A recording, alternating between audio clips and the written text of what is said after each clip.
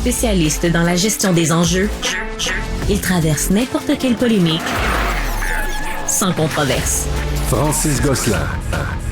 Nouvelle qui a capté mon attention et qui m'a fait sourire, interloquer, surpris. Je ne sais pas trop comment la décrire. Bref, il y a une étudiante en géographie qui est avec moi. Ils sont avec moi en studio, là, Ariane Garon, qui est aussi cycliste, apparemment, accessoirement. Et Philippe Sabourin, bonjour, de la ville de Montréal. Merci de nous recevoir. Ça fait grandement plaisir. Donc, je vais commencer par Ariane. Ariane, vous avez gagné un job, c'est ça, d'été, c'est bien ça, Oui. dans lequel vous faites du vélo, essentiellement. Il y a pire comme job. Exactement. Non, c'est une très belle job d'été. C'est une très belle job d'été. Et essentiellement, vous ne faites pas juste faire du vélo, vous êtes systématiquement en train de ratisser les pistes cyclables des 19 arrondissements de la ville avec une caméra. Là, vous allez tout nous expliquer ça, qui nous permet, dans le fond, de connaître un peu l'état de la chaussée et de d'autres, j'imagine, paramètres. Justement, décrivez-nous un peu qu'est-ce que vous faites, là, justement, cet été. Oui, exactement. Donc, nous, dans le fond, on appelle ça l'auscultation des voies cyclables. Okay. Il y a 1200 km à faire de voies cyclables, mais il y a aussi des kilomètres à faire pour se rendre aux voies cyclables. Oui. Donc, ça fait beaucoup. Pour se rendre au studio de Cube aussi, j'imagine, à vélo. Oui, Ouais. aussi. Ça fait d'autres kilomètres à faire. Et puis, dans le fond, je l'ai fait avec 2 caméras. Okay. Donc, la première, c'est sur le cellulaire de la ville. Okay. Il y a un logiciel artificiel qui, dans le fond, va détecter toutes les nids de poules, les fissures, Okay. puis ensuite qui va créer une base de données que nous, on va pouvoir utiliser par la suite. Donc, c'est ça le métier de géographe, de géomaticienne, dans le fond. Ouais. De traiter les données, de les analyser, puis de créer des cartes par la suite. Mais le logiciel d'intelligence artificielle, dans le fond, excusez-moi, il fait aussi une map interactive. Donc, il va montrer le degré de dégradation des voies cyclables. Donc, en rouge, c'est mauvais, en vert, c'est bon. Il y a aussi des couleurs entre. Puis, j'ai aussi apporté mon autre caméra. Ah ben, montrez-la à l'écran. Pour ceux qui nous regardent à la maison, on a ça ressemble à une caméra... 360. Ouais, c'est ça, exactement. Là, un peu techno, là, un peu avant-garde, ouais, voilà. Donc, ça, c'est pour prendre des photos à toutes les 0,5 secondes. Okay, ça, je vois là, un ancrage, c'est accroché sur le guidon du vélo, j'imagine. Comme ça. Puis ça prend des photos. Oh, wow, OK. Exactement. Puis ça, c'est... Ça peut aussi servir de matraque, accessoirement, si l'animateur pose des questions trop difficiles. Mais en tout cas, les gens sont vraiment intrigués. OK, parce ouais, que, ben tu sais, oui. on me voit de loin, là. On va arriver ben là, avec vous avez ça. le kit, là, Montréal Aussi, et tout. On voit que c'est très officiel. C'est ça. Puis, dans le fond, ça va faire comme des mini-vidéos qu'on va mettre sur Google Street View pour voir toutes les vidéos, toutes les voies cyclables. Vous collaborez avec Google, donc j'imagine vous dites Street View, y a-t-il comme vous allez le mettre, ça se met dans le fond automatiquement? C'est ça, c'est ça. N'importe qui, carrément. en fait, peut mettre des vidéos. Je voudrais parler avec Philippe un petit peu, là, parce que vous payez cette personne pour faire ce job-là. Y a-t-il beaucoup de jaloux? Y a-t-il beaucoup de candidats? Je vous dirais que c'est les gens de la voirie qui nous jalousent. Ah ouais. Parce que l'auscultation bon, ça, des chaussées, ça se fait aussi pour les autos. Oui, hein? bien sûr. On le fait, mais à grands frais. Je vous dirais que c'est à peu près 2 fois, peut-être 3 fois moins cher ce qu'on teste. C'est un projet pilote. Puis Ariane l'a bien expliqué. En utilisant les caméras puis l'intelligence artificielle, on est capable d'arriver à un résultat très similaire à l'équipement qu'on utilise sur la chaussée. Équipement qui demande un scanner, des senseurs qui coûtent cher, qui demande une entreprise privée. Donc là, on parle d'un projet d'à peu près 100 000 qui nous permet de catégoriser chacune des pistes cyclables. Toutes les pistes cyclables. On a... Va-tu en manquer une? Non. Hein? Il y avait Dorval qui était hors L'île champ. Dorval, on l'a fait L'île pas. Dorval, Non. ouais, OK, bon, voilà. Mais sinon, c'est vraiment toutes les pistes cyclables de l'île. Là. Puis pourquoi mesurer? Ouais. Ben, c'est parce qu'on peut juste améliorer ce qu'on mesure. Hein? Si on n'a pas de mesure, on n'est pas capable de Parler à un économiste, là, je sais pas c'est de qui cette citation-là, mais on est d'accord hein, tous les deux sur ce point-là. Oui, très bien. Et donc là, vous faites ça depuis cet été. C'est un projet pilote. C'est la première fois qu'on fait ça. Ouais. Et là, est-ce que vous allez donner un contrat à terme? Est-ce que vous la gardez à la fin du stage? Ben, je ne veux pas me mettre entre vous deux. Mais pour les automobilistes, l'auscultation, donc une activité qui ressemble à ça, là, se fait une fois tous les 4 ans. On a l'intention de faire ça une fois tous les 3 ans Avec les pistes cyclables. Avec les pistes cyclables. Je pense que dans sa carrière, Ariane sera certainement rendue ailleurs. Ouais, je sais pas si on lui souhaite. C'est On quand va même, lui c'est quand même un souhaiter. emploi de rêve être payé pour rouler. J'aimerais un peu vous entendre parce que, évidemment, là, je suis à la fois cycliste, automobiliste, trottinettiste aussi dans mes temps libres. J'emprunte les pistes cyclables. Mais encore une fois, je suis pas ni géomaticien ni expert, mais j'ai l'impression quand même que ce qui dégrade énormément la voirie, là, les routes, c'est les gros camions, les voitures et tout ça. Alors que les vélos ont pas de poids, là, en fait, par rapport à de l'asphalte. Là, je veux dire, est-ce qu'il y a une dégradation, justement, des voies cyclables? Comment, puis comment vous voyez... là, on a fait plein de pistes cyclables ces dernières années. Est-ce qu'elles sont bonnes pour toujours? J'aimerais un peu vous entendre sur, justement, par rapport à la route qui, elle, se magane un peu. Je sais pas si on n'y peut rien, là, mais elle se magane, puis on la refait. Les pistes cyclables, est-ce qu'elles sont vouées à durer beaucoup plus longtemps? En fait, le poids n'est pas le même, la sollicitation, la charge n'est pas le même sur le bitume. C'est ça que je veux dire, ça pèse rien, ça pèse ce que ça pèse, là, mais je veux dire, c'est pas un camion. Par contre, de...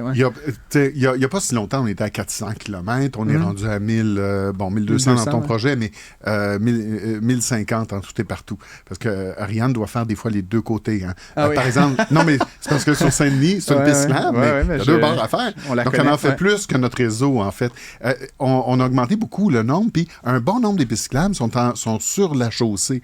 Donc, ont déjà subi les affres du passage répété de camions lourds. Vous avez juste mis des bollards ou donc, c'est intéressant séparation. à ce moment-ci. Au moment où on le développe, en 2027, on va en créer 200 km de plus.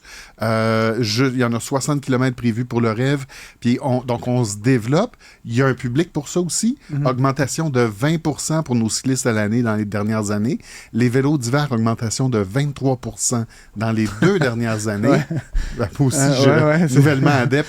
Mais donc, il y a de plus en plus de gens. Puis, on ne veut pas refaire l'erreur qu'on a fait sur des routes. C'est-à-dire construire, développer, pas s'occuper du maintien. Puis après ça, tout refaire. Donc, c'est un peu pour ça le projet. On mesure, on prend acte, puis on agit. Ouais, puis là où les voitures éventuellement vont avoir un bris et tout ça, pour un cycliste, un trou, ça peut faire très mal. Là. Je veux dire, ça peut être une chute, ça peut être, ça peut être assez terrible. Là. Donc, ça peut être des lésions corporelles, ça peut être vraiment grave. Je dis pas que il y a une dimension de danger. Je me retournerai vers Ariane. Donc, c'est un job d'été. C'est un job d'été, effectivement. Puis après, donc, tu fais du vélo. Tu viens de Boucherville, en plus. Là. Fait que tu viens tous les jours à Montréal. Oui, par le pont Jacques-Cartier. Tu prends le bateau. Ouais, c'était dans l'Arctique, tu prends le bateau. Fait que là, au moins, tu n'as pas à faire le pont. Non, c'est ça, exactement. Moi, je fais le pont. OK. Mais ça se fait bien. Une fois qu'on arrive à Montréal, on a les jambes un peu fatiguées déjà. Là. Non, mais je dis juste comme c'est un beau pont, là, la vue est belle et tout, mais juste...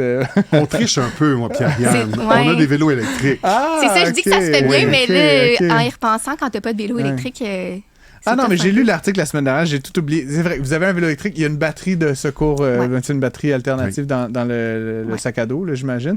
Vous faites combien de kilomètres dans une journée?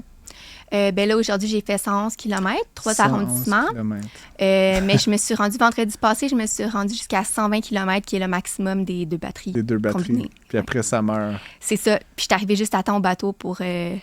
Par expérience, les vélos électriques, c'est plus lourd que des vélos normaux. Fait que quand la batterie meurt, c'est comme faut vraiment pédaler pour le faire avancer. Moi, avec le poids de mon sac, avec tout mon équipement, je peux pas pédaler sans... C'est ça, sans la batterie.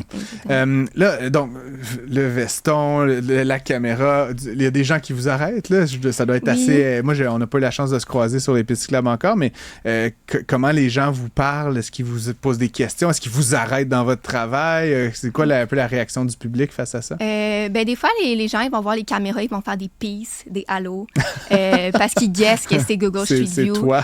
Il y en a d'autres qui vont m'arrêter à la lumière rouge, puis là, ils vont me poser plus de questions. Puis là, quand c'est la lumière verte, je repars, puis je fais bonne journée, tu sais. Mais ils sont tout le temps intéressés, puis c'est ça. Il y en a qui guessent c'est quoi, il y en a d'autres qui n'avaient aucune idée, puis là, ils sont comme « Ah, c'est tellement un beau projet! » Puis il y en a un, depuis l'entrevue à CBC, il m'a reconnu.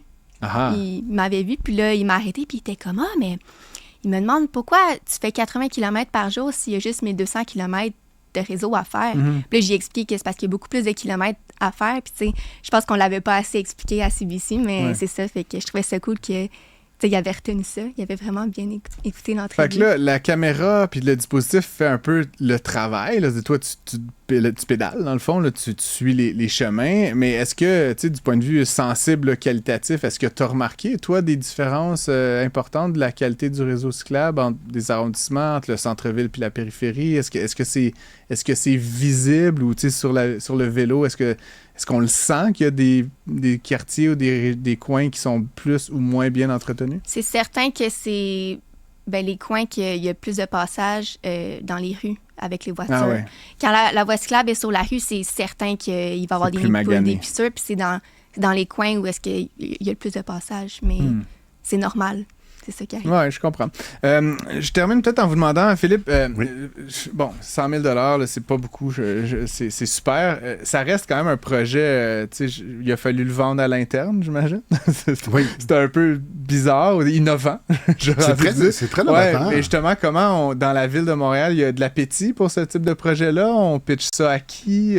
L'argent vient d'où? Là? Vous voyez, comme, ça n'existait pas avant. Là. Vous avez comme créé quelque chose de nouveau. Oui, J'aimerais un petit peu. C'est quoi le processus d'idéation de dire on va lancer un offre d'emploi, on va prendre une étudiante, on va la payer pour faire du vélo. Vous voyez ce que je veux dire? J'aimerais un peu que vous nous racontiez comment vous êtes arrivé à ce projet-là spécifiquement. Ben, c'est le service d'urbanisme puis de la mobilité qui s'en occupe, rattaché au service des routes. OK? Ouais, on va le dire de même. D'une part, tous ces gens-là travaillent avec Ariane. C'est super stimulant de travailler avec des gens qui sont universitaires, qui te challenge, qui te posent des questions, qui t'obligent à te remettre en question. D'une part, il y a ça qui est hyper stimulant. Après ça, il y a tout le caractère innovant avec l'intelligence artificielle puis tout ce qu'on est capable de faire à l'aide d'une simple caméra. T'sais, c'est le fun, là. C'est du bonbon, la caméra 3D, puis Ariane va être pérennisée. On va pouvoir la suivre comme ça sur Street View. On te voit aussi. Oui, on la voit. C'est excellent. Moi, je fais du vélo stationnaire avec, iFit, là, mais je suis aussi souvent des cyclistes, là, tu sais, puis ils donnent des gens, go, go, go. Peut-être qu'un jour, tu vas suivre Ariane. Peut-être, écoute, je vais vous mettre en contact. Donc, il y a ça qui est fascinant, mais après, un simple téléphone ordinaire associé à une technologie d'intelligence artificielle nous permet, comme je te disais d'entrée de jeu, d'aller compenser puis de ne pas être obligé d'aller chercher de l'équipement lourd et d'avoir à peu près le même résultat. Dans le projet pilote, ce qu'on veut voir, c'est avec un investissement beaucoup moindre, une technologie simple, facile d'approche, est-ce qu'on est capable d'avoir un état de situation qui est pratiquement aussi fin, aussi précis que le gros camion qu'on loue à tous les 4 ans à grand frais. Et là, à ce moment-là, on pourrait peut-être même penser, au lieu de sculpter des chaussées, le faire plus rapidement ou à tout le moins à moindre coût. Donc, il y a un transfert technologique qui va être vraiment intéressant. C'est sûr qu'on est déjà, tu sais, une ville, on est en avance. Là, en Amérique du Nord, là, Montréal, c'est une ville cycliste.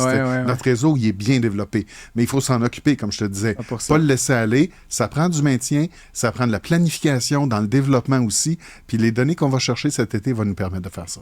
Fait qu'éventuellement, est-ce que vous allez faire la même chose pour les routes, là? Ou, parce que moi, je me porte volontaire. Avec ma trottinette, là, je peux vous faire toutes les rues de Montréal. Il va falloir négocier le tarif éventuellement. Okay. Mais je blague. Je termine en te demandant, Ariane, bon, ça a été dit par Philippe, bon, c'est un job d'été, tu fais des études en géographie.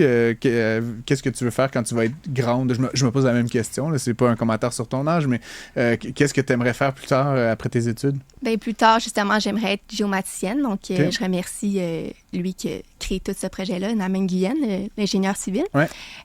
Donc, dans le fond, il m'a accepté dans ce stage-là, puis c'est un bon début de carrière en géomatique. Puis j'aimerais continuer sur cette lancée-là, puis encore continuer l'été de prendre des données sur le terrain quand c'est possible. Mais je sais que c'est pas possible partout, mais c'est ça. Non, bien évidemment, après avoir fait Montréal, il va falloir aller faire d'autres villes. Donc ça, c'est une première option. Ou sinon, superviser la prochaine Ariane qui fera ça peut-être les prochaines années. Donc je pense qu'en plus de pouvoir faire ce métier de géomaticienne, peut-être que tu as une carrière médiatique qui t'attend. Ariane, vous avez été tous les deux très, très bons, très, très entertaining, comme on dit. Merci. Merci d'avoir été avec nous en studio. C'est toujours le fun, cette dynamique-là à trois. Je rappelle là, que vous menez ce projet de la Ville de Montréal qui consiste à faire la cartographie des voies cyclables, des pistes cyclables. Donc, Ariane Garon et Philippe Sabourin, merci et à une prochaine fois. Merci beaucoup.